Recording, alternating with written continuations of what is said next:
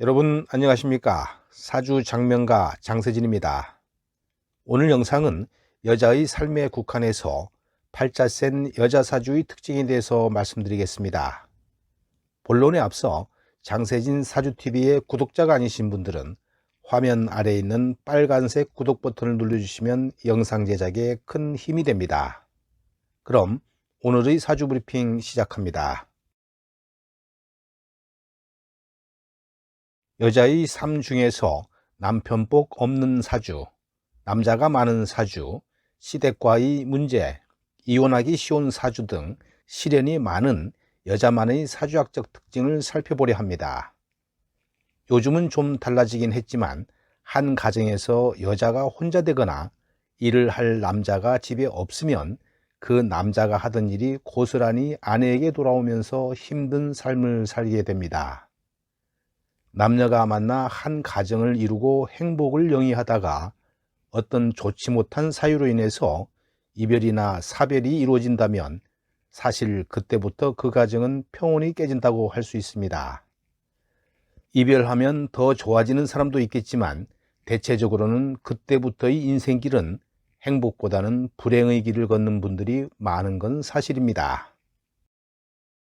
이러한 경우에 심적으로나 경제적으로 어려움을 겪게 되는데요. 현실에서 팔자 센 여자로 보는 사항들은 다음과 같은 것들이라고 할 수 있습니다. 남편의 신체적인 결함이나 게으름 등으로 노동력이 없거나 노름, 음주, 오락, 외도 등으로 가정보다는 개인의 삶에 더 관심이 많아서 집안 돌보는 데 소홀한 경우입니다. 현대사회에서는 여성의 노동력을 발휘할 수 있는 여건이 많지만 그래도 위의 경우엔 실속 없이 나가는 지출이 감당하기 어려운 정도가 될 겁니다. 남편의 폭력성은 작년 이상에서만 많이 볼 수 있는 상황이고 젊은 세대에서는 과거보다는 많이 줄어든 상황으로 보입니다. 하지만 제가 상담한 젊은 세대들 중에서도 아직도 폭력이 있는 것으로 파악하고 있습니다.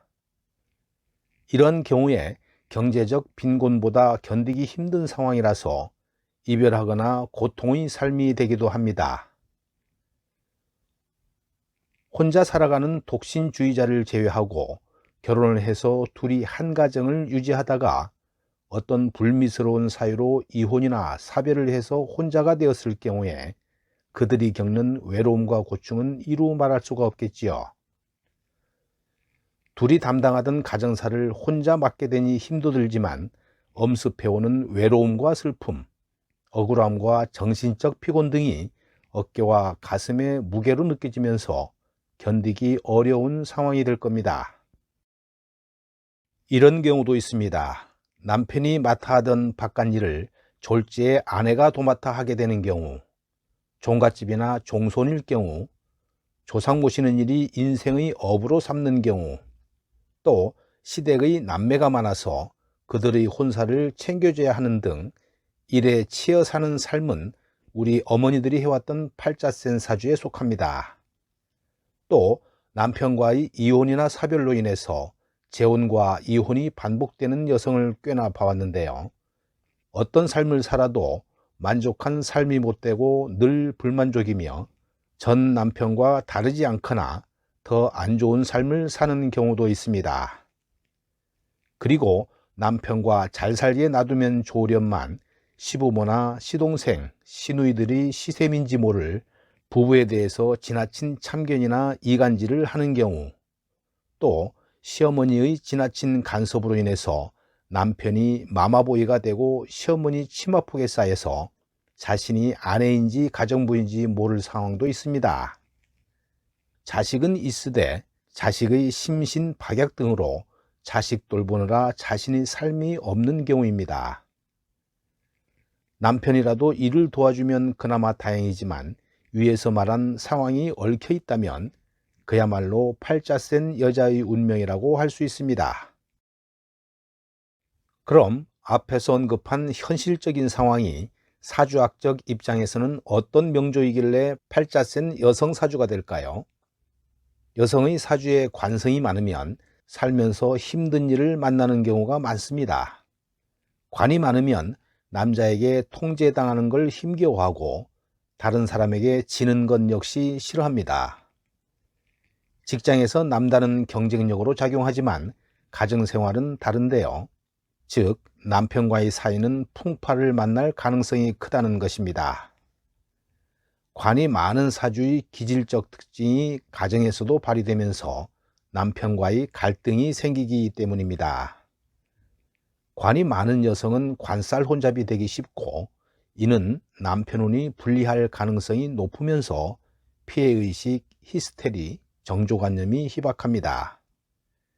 그렇기 때문에 부부싸움이 일상적으로 벌어지기도 하고 별거하는 사람은 물론이며 이혼으로 안 좋은 매듭을 짓기도 합니다. 여성 사주에 관성이 없다면 이혼할 가능성이 높다고 봅니다. 여성 사주의 관성은 남자를 의미하는데요. 남자가 없기 때문에 자유로운 영혼이 되는 것입니다. 또한 특별히 남자 또는 남편에 대해 애틋한 사랑을 가진다거나 남자를 출세시키겠다는 생각이 전혀 없습니다. 무엇이든지 있으면 좋고 없으면 말고 시기 됩니다. 여기에서 더 나아가면 문란해질 수 있습니다.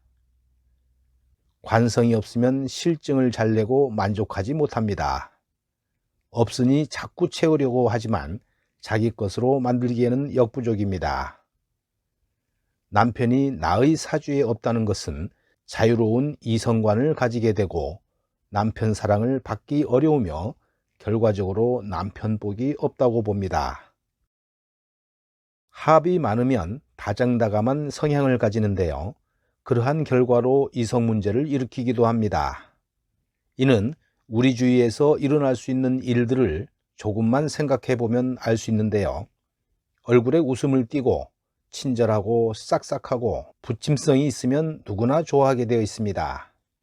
그 관계가 동성이라면 친구가 되고 동료가 되겠지만 이성간이라면 호감이 매력으로 바뀌어서 연분이 생기기 쉽습니다. 그리고 합이 많은 사람은 상대를 편하게 해주므로 결과적으로 신뢰감을 주기도 합니다.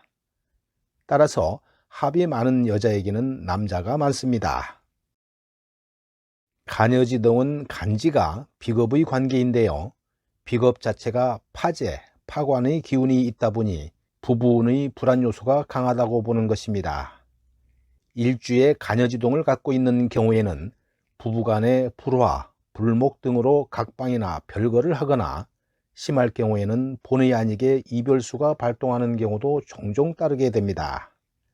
따라서 일주 간여지동 사주는 남편과의 사이가 좋지 않거나 애첩으로 살 수도 있습니다.